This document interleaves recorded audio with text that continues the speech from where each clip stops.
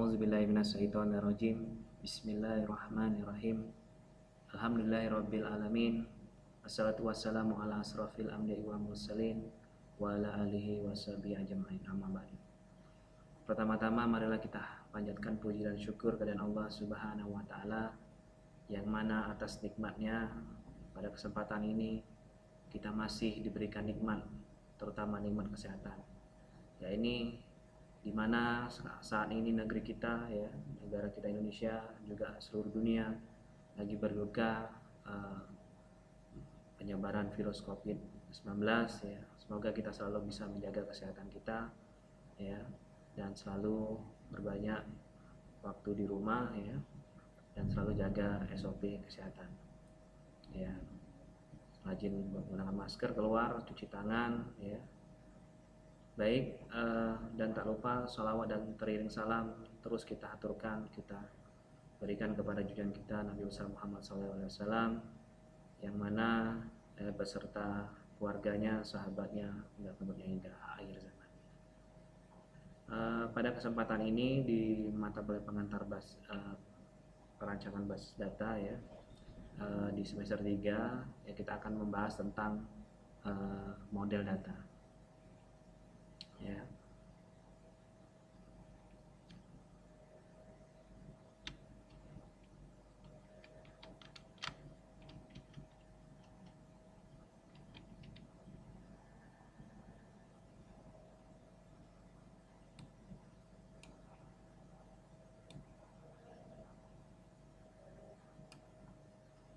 Baik,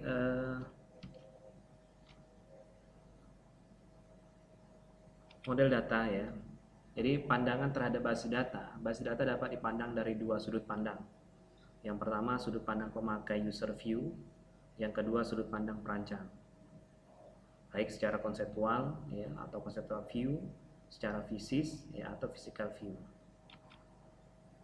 Level pandangan terhadap basis data saya gambarkan atau saya analogikan di gambar ini, ya.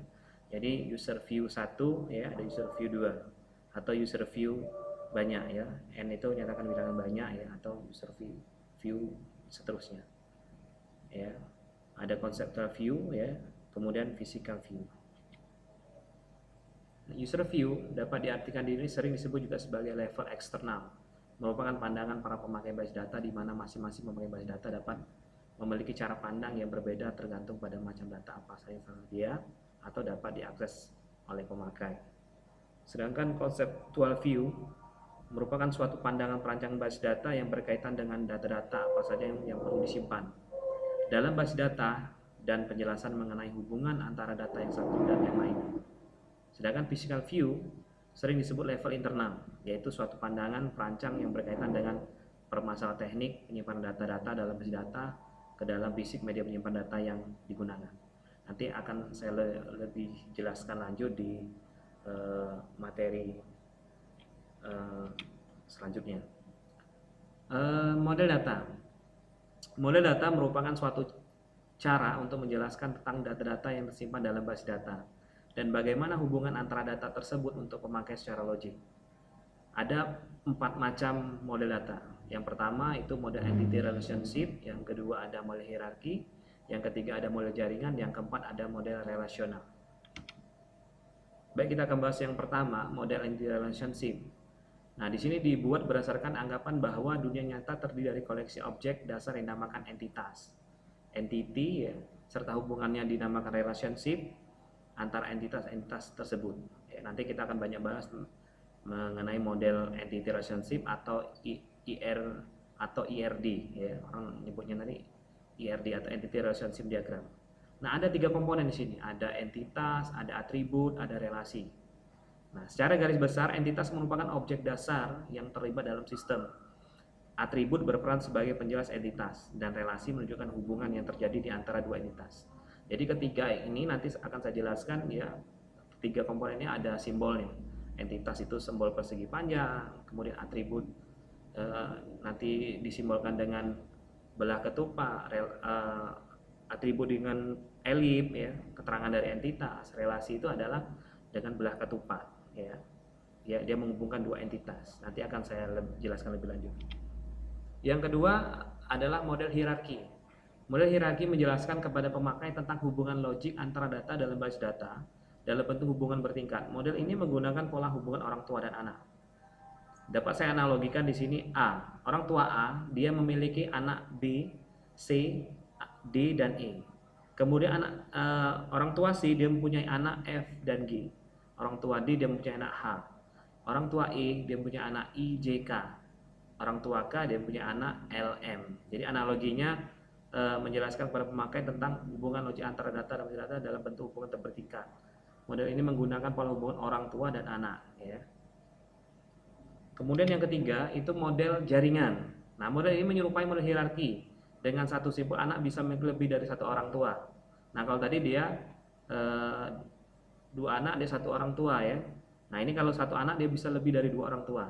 Contoh A, orang tua di sini misalnya F, anak F dia punya orang tua B dan C, ya. Kemudian anak L dia punya orang tua J dan K. Jadi yang di sini yang satu anak dia punya dua orang tua F dan L, ya. Nah itu ya, jadi analoginya itu. Yang keempat itu model relasional, merupakan model yang menggunakan sejumlah tabel untuk menggambarkan data serta hubungan antara data tersebut di setiap tabel. Memiliki sejumlah kolom di mana setiap kolom memiliki nama yang unik. Contoh, sini saya buat tabel mahasiswa, ya. Nah, yang uniknya adalah NIM. Jadi kalau nama mungkin sama, tapi kalau NIM pasti beda. Misal saya buat nama Joni itu NIM 001 karena dia daftar di awal. Kemudian saya ada lagi namanya Joni juga. NIM-nya 002 karena dia daftar di nomor 2. Ya, bisa saja namanya sama. Tapi NIM-nya pasti beda. Kemudian mata kuliah. Tentu mata kuliah mempunyai kode yang berbeda. Ya, misalnya mata kuliah MKDU, mata kuliah umum. Mata kuliah kalau di prodi itu saya pernah buat kurikulum mata kuliah itu ada mata kuliah umum MKDU, ada mata kuliah matematika, ya, eksak, ada mata kuliah kejuruan, ya, mata kuliah yang sifatnya mata kuliah memang mata kuliah prodi, ada mata kuliah fakultas dan ada mata kuliah universitas. Nah, kodenya beda-beda. Kemudian nilai. Ya, nah, nilai di sini yang uniknya adalah nilai itu didapat dari dia merelasikan antara NIM dan kode mata kuliah. Jadi maka dapatlah nilai. Baik, nah tadi sudah 4 kita bahas model data, ya. Nah, yang akan kita lebih spesifik bahas itu adalah Entity Relationship Model atau IR model, ya, atau IRM. Merupakan suatu model data yang dikembangkan berdasarkan objek. IR model digunakan untuk menjelaskan hubungan antara data dalam basis data kepada pemakai secara logik. IR model digambarkan dalam bentuk diagram yang disebut dengan IR, Entity Relationship Diagram atau IRD. Nah, tadi di awal juga disebutkan komponen IRD itu, ya, Entity Relationship Diagram itu ada 3. Yang pertama entitas, atribut, relasi. Nah, saya akan jelaskan lebih lanjut dari 3 komponen itu. Yang pertama, komponen IRD entitas. Entitas menunjukkan objek dasar yang terkait dalam sistem. Objek dapat berupa orang, benda, atau hal yang keterangan yang perlu disimpan dalam basis data. Simbolnya persegi. Jadi kita kalau simbolnya persegi, nanti kita tuliskan entitasnya misalnya orang. Misalnya orang itu dosen. Saya tuliskan di persegi itu, ya. Dosen, karyawan, mahasiswa, ya. Atau benda atau yang keterangannya perlu disimpan dalam basis data, ya. Nah, itu, ya, itu entitas, ya. Kemudian aturan menulis entitas. Entitas dinyatakan dengan simbol persegi panjang. Nama entitas dituliskan dalam simbol persegi panjang. Nanti misalnya kayak nama entitas dosen, mahasiswa, mata kuliah itu kita tuliskan di persegi panjang, ya. Nanti akan kita contohkan cara pembuatan gambarnya. Nama entitas berupa kata benda tunggal. Nama entitas sedapat mungkin menggunakan nama yang mudah dipahami dan dapat menyatakan maknanya dengan jelas, ya. Nah, jadi mudah dipahami, ya. Jadi kata benda tunggal, ya, kalau misalnya dosen, ya, tunggal, dosen, mata kuliah, ya. Jadi kalau misalnya dia lebih dari 2 kata benda, kita tulis underscore, ya. Nah, selanjutnya atribut. Nah, atribut sering disebut sebagai properti, merupakan keterangan-keterangan yang terakhir pada sebuah entitas yang perlu disimpan sebagai basis data. Atribut berfungsi sebagai penjelas sebuah entitas. ya. Kayak dosen tadi ya. Tadi kan misalnya kita buat nih entitas dosen.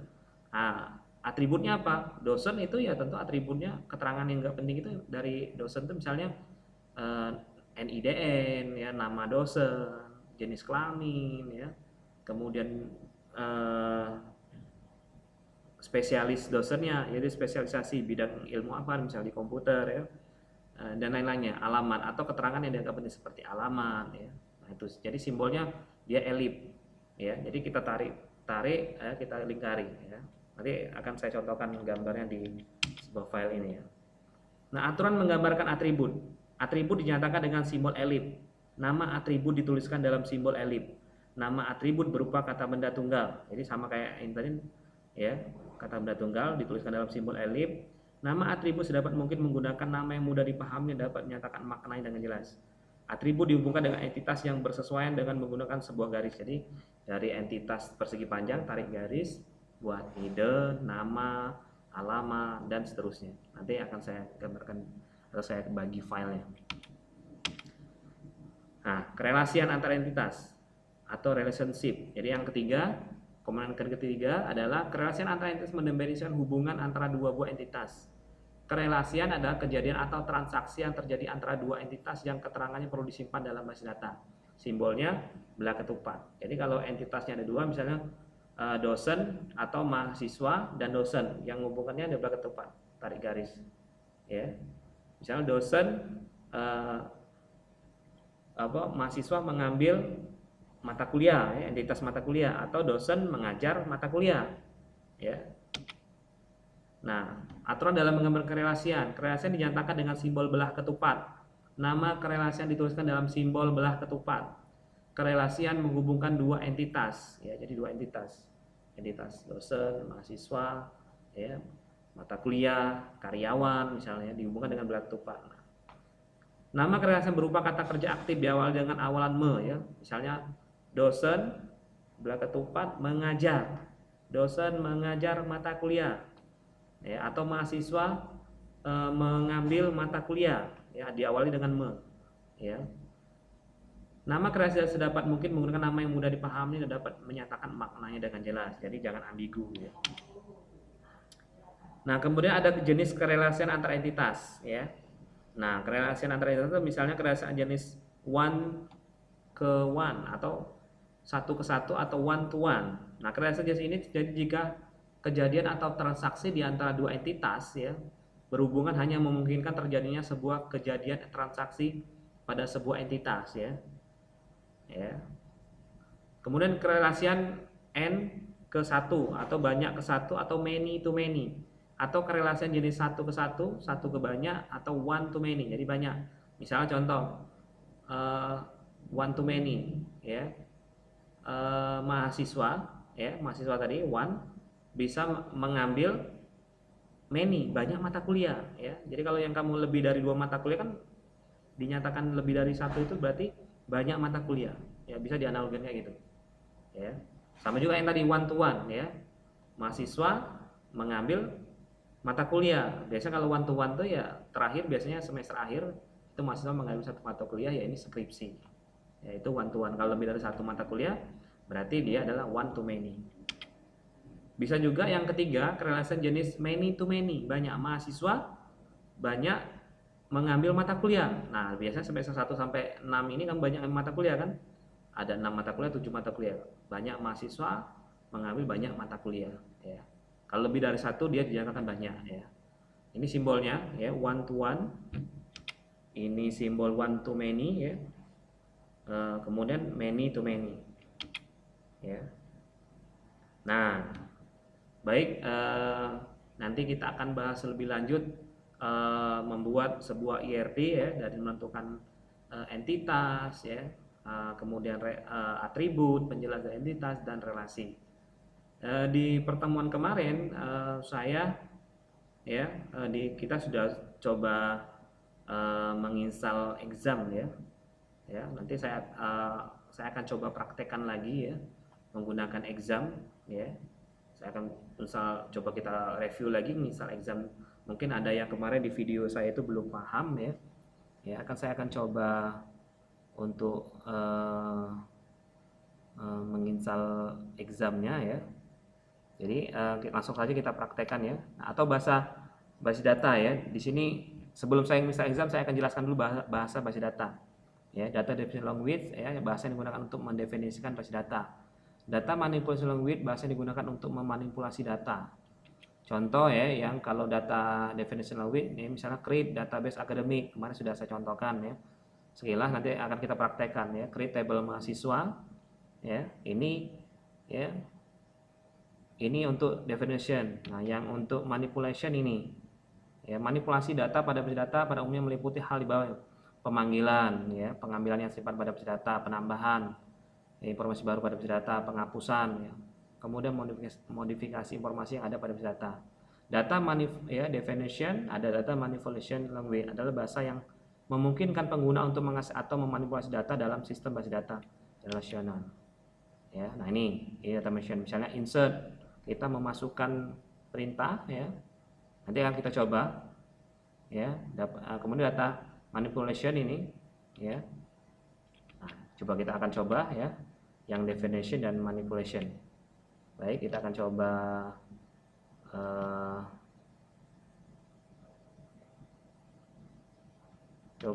ini ya.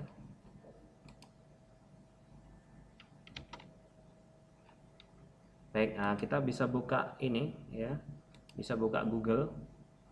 Nah, di Google ketikkan Apache Friend ya, Apache Friend untuk download exam ya. Oke, saya akan coba install exam lagi di sini. Coba download dari awal, ini exam for Windows ya. Oke, download exam. Nah, ini sudah download, ada 155 mega ya.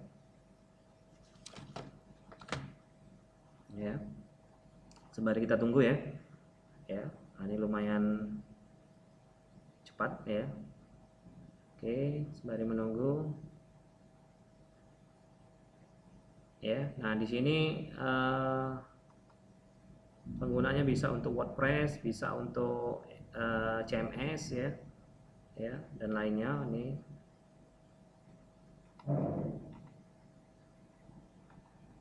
Oke, exam ini adalah aplikasi free ya.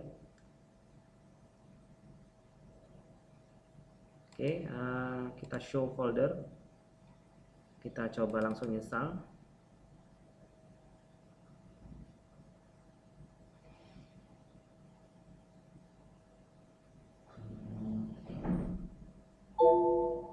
Oke, kita klik yes.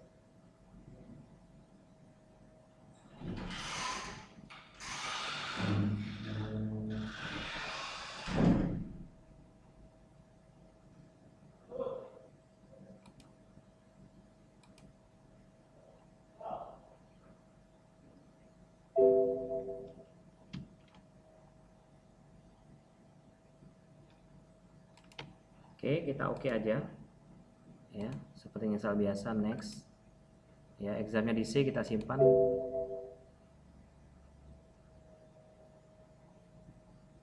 Oke, coba.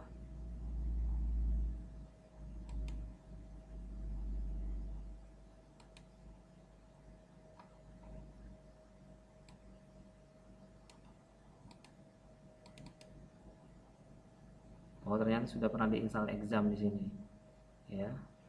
Oke, kalau sudah pernah, kita gak usah install lagi ya. Cukup kita langsung buka Ctrl R ya. Jadi kalau mau cepat Windows R, kita ketik cmd di sini. Kalau ini menggunakan Windows 8 ya. Kita coba cd cd. Nah, kita aktifkan dulu exam DC-nya ya, karena dia sudah ada exam DC ya. Kita lihat di sini. Nah, ini examnya.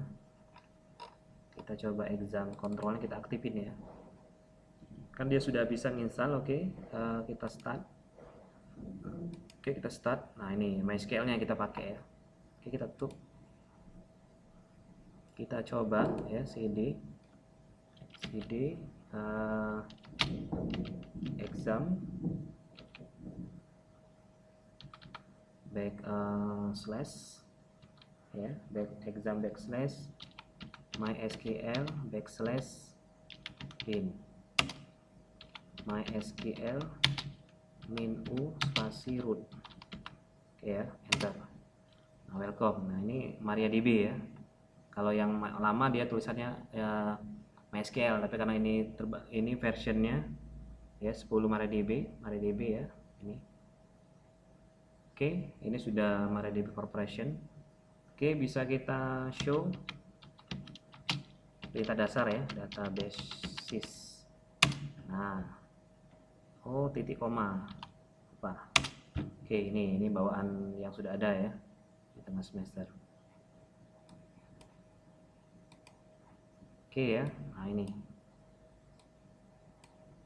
Nah di sini kan kalau kita di create database akademik ya, misalnya kita coba buat latihan create database akademik. Nah ya, kita gunakan definition language titik koma enter. Nah sekarang kita show ya, show databases ya. Nah di sini ada akademik. Nah ya, di awal ya akademik. Sekarang kita gunakan use akademik, harus sama ya, koma. Oke, MariaDB akademik ya. Nah sekarang kita menciptakan tabel ya, create tabel ya, create table misalnya mahasiswa ya, mahasiswa buka kurung ya, kita buat di sini name, tipe datanya char misalnya ya, tipe data char 8, lengthnya 8 ya, koma, kemudian nama ya, bisa char bisa varchar ya, kemudian kalau nama nih bisa 25 ya. Oh dia minta nama ya. Oke, nama ini kan mahasiswa ya, nama mahasiswa ya. Oke, koma, kemudian kelas kita buat char juga 4 ya, tutup kurung, koma, kita buat primary key nya ya, harus ada key nya, primary key ya, primary key nya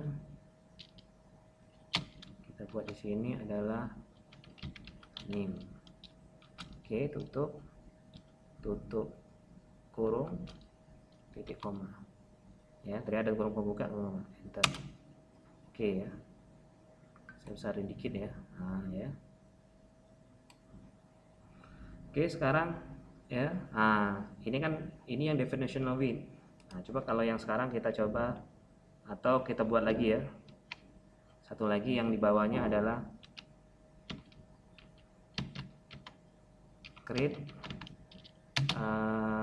tabel mata kuliah ya, mata kuliah buka kurung enter.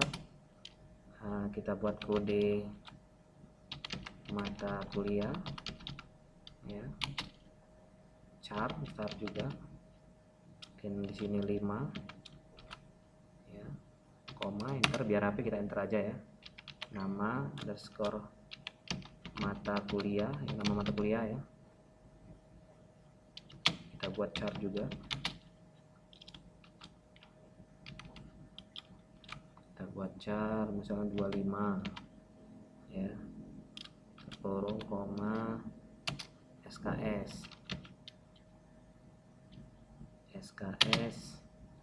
kita buat angka ya, integer kita gunakan, nanti kita belajar di data. SKS integer kita buat aja misalnya 2, tutup kurung ya, koma, kita tetap buat primary key ya, primary key nya kita buat di sini harus sama ya, kode underscore mata kuliah. Mata kuliah, tutup kurung lagi titik koma. Oke, kalau query oke, kalau dia query oke berarti nggak ada error ya. Oke, nah sekarang ini data definitional, kita coba yang manipulation. Nah, manipulation ini kan berarti kita input, ya. Nah, inputnya berarti kita input yang ini. Yang kita buat pertama adalah tabel mahasiswa. Berarti insert into sesuai dengan ini ya, tabelnya mahasiswa, ya. Untuk mahasiswa, di sini kalau dicontohkan name nama kelas ya. Nah, name nama, tapi harus sesuai ya. Buka kurung name ya, kita buat ini huruf besar, name, koma, nama, koma, kelas, tutup kurung ya, enter, values ya. Nah, misalnya name-nya kita key-nya berapa, cat ya, misalnya kita awali dengan tanda petik, misalnya kita buat sama aja 07 14 6 46001 ya, tanda petik, tutup, koma, bisa tanda buka lagi, tanda petik, bisa namanya Rika, kok tanda petik, tutup, koma, buka, misalnya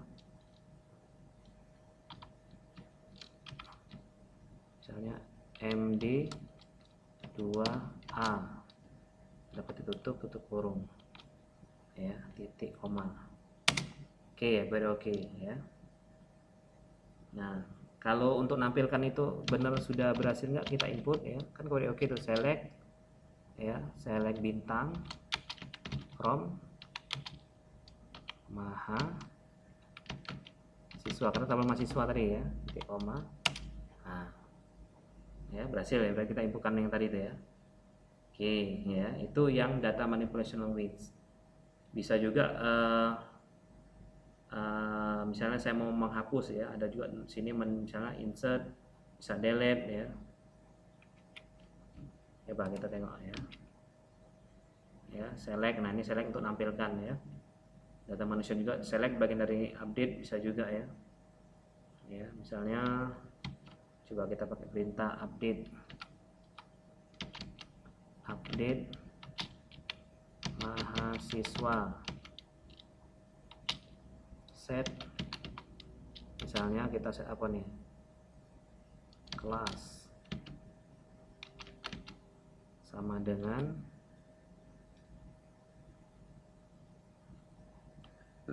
apa nih,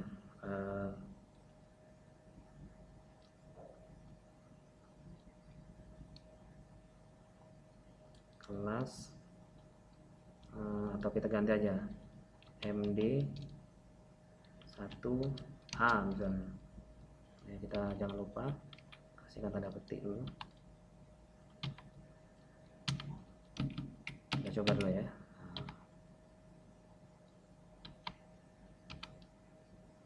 Where, nah bagi condition ya, where, nah, where sesuai dengan sini, misalnya where atau where nama ya, kita coba ya, where nama sama dengan tanda petik ya, tanda petik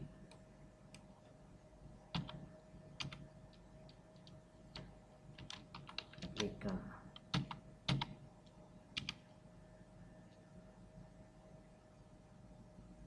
Kita coba.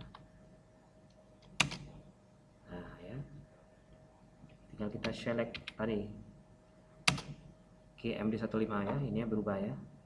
Oke. Jadi kita tadi dari buka ya, kita CD satu-satu ya.